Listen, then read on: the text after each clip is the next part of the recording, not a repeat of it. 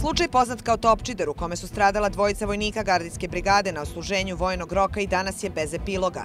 Evropski sud za ljudska prava prvi put će u slučaju gardista razmatrati predstavku koju je tom sudu podneo jedan privatni tužilac iz krivičnog postupka.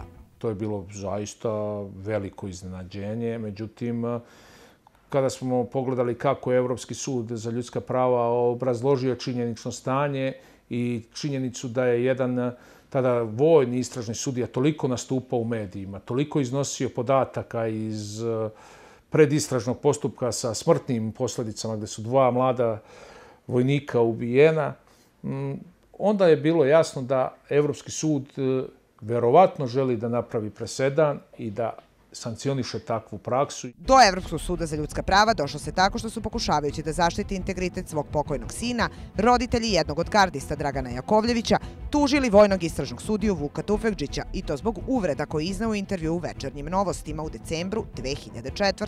Tada je rekao da je vojnik Jakovljević imao psihičku krizu koja se sastojala u tome da nije komunicirao sa drugima i da je na danu uoči tragedije nije mogao da sklopi svoj mobilni telefon. Tufekđićeve kolege iz Okružnog suda oslobodile su ga odgovornosti za ovu uvredu i iznošenje ličnih podataka u javnost, zbog čega su se roditelji obratili Strazburu. U međuvremenu u Srbiji istraga stoji u mestu, iako od 2008. postoje čak 3 veštačenja kojima se izričito tvrdi da je vojnike ubila treća osoba i da nema reči o samoubistvu. Videli su nešto i očigledno da je to bilo streljanje. I neko ih je razoružao. Sad je problem što su oni predali oružje, sasvim sigurno. Neko ih je razoružao koga su znali. Najupečatljivije ostaje svedočenje starijeg vodnika koji je među prvima posle pucnjave stigao do vojnika. Jedan od njih, Dražen Milovanović, još je bio živ i na pitanje koga je ubio odgovorio je iznutra. A iznutra je moglo da se odnosi samo na specijalni podzemni objekat Karaš koji su tog dana u stražarskoj šetnji obilazili stradali gardisti. Oni su upucani u blizini jednog tajnog ulaza na kome nije radila kamera, a na obližnjoj ogradi je bila rupa. U istrazi, međutim, ništa nije utvrđeno. Imamo činjenicu da su brljali po licu mesta, kopali, prosejavali zemlju, da nisu pregledali lice mesta, da nisu konstatovali da se na 5 metara od ubistva vojnika nalazi tajni ulaz, nisu konstatovali da išta postoji pod zemljom, nisu zabeležili da su postojali privatni automobili, silni propusti. Dali su psima tragačima da traže ubice bez uzorka šta da traže. Imamo one propuste sa uništavanjem DNK tragova, imamo propuste sa anonimnim uzimanjem ovih balističkih rukavica, parafinskih rukavica. Uzimaš anonimno od ljudi, pa i da utvrdi kako da znaš post koje da je ubica i da je bio neko pozitivan.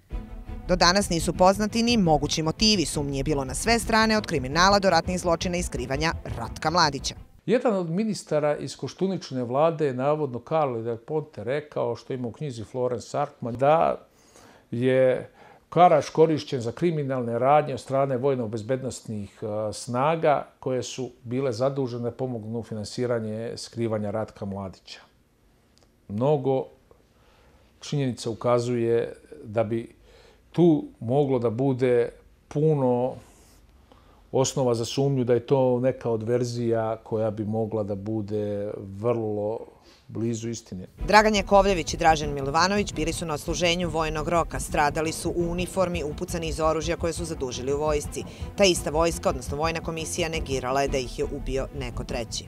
Postoji ovde jedna mogućnost da nekome od njih i proradi savest da prekinu zavet ćutanjem. Postojalo prošle godine čak nagoveštaja rekli da bi ovaj predmet mogao uz malo aktivniji rad vrlo brzo da se reši.